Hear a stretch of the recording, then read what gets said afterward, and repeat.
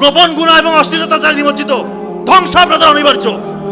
এখন আমি একটা কথা বারবার বলি, এমন কোন স্টেজের স্টুডেন্ট নাই আমাকে ফোন দিয়ে কান্নাকাটি করে না, যে গোপন গুনাহে লিপ্ত না বুঝে করে ফেলেছে, আজকে জীবন হেল হয়ে গিয়েছে, তার স্মৃতিশক্তি কাজ করে না, তার চেহারা উজ্জ্বলতা নাই, চুল পড়ে যাচ্ছে, বিয়ের পরে সংসারগুলো টিকতেছে না।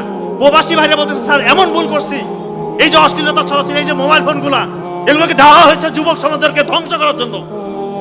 আর এখন যুবক সমাজ এই ফাঁদে পা দিয়েছে, এটা শয়তানের ফাঁদ।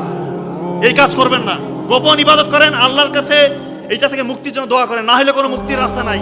বিশ্বাস করেন, যত কাজই করেন কোনো কাজে বরকত পাবেন না যদি এই গোপন গুণ, এই অশ্লীলতা যদি ছাড়তে না পারেন, আপনার পতন সুনিশ্চিত।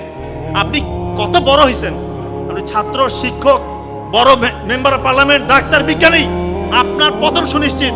আপনাকে এমন অবস্থার সম্মুখীন হতে হবে, আপনি ওটা চিন্তা করতে পারবেন না, চিন্তা করতে পারবেন না। বলবেন এরকম কেন অপমানিত হচ্ছে, আমি জায়গায় জায়গায় হেয় হচ্ছি, কেন হচ্ছি? আল্লাহ তাআলা আপনার জীবন থেকে রহমত বরকত উঠিয়ে নিয়ে যাবে, কারণ আপনি গোপন গুনাহে লিপ্ত। এই দয়া করে গোপন গুনাহ ছেড়ে দেন, গোপন ইবাদত করেন, আল্লাহ তাআলা আপনাকে আকাশচুম্বী সাফল্য দেখাবে ইনশাআল্লাহ। আপনারা একটা গল্প বলে শেষ করি। এক তরুণ বালক, সে তার শিক্ষকের কাছে গিয়ে কান্নাকাটি করছে, চোখের পানি ফেলছে, চেহারার মধ্যে হতাশা। শিক্ষক বলতেছেন, বাবা তুমি কাঁদো কেন, কি সমস্যা? যে আমি যা পড়ি কোনো কিছু আমার মাথায় থাকে না, কিছুই মনে রাখতে পারছি না। এক দৃষ্টিতে বালকের দিকে তাকিয়ে ওই শিক্ষক বললেন যে, বাবা শোনো, জ্ঞান হচ্ছে আল্লাহ তাআলার নূরের আলো।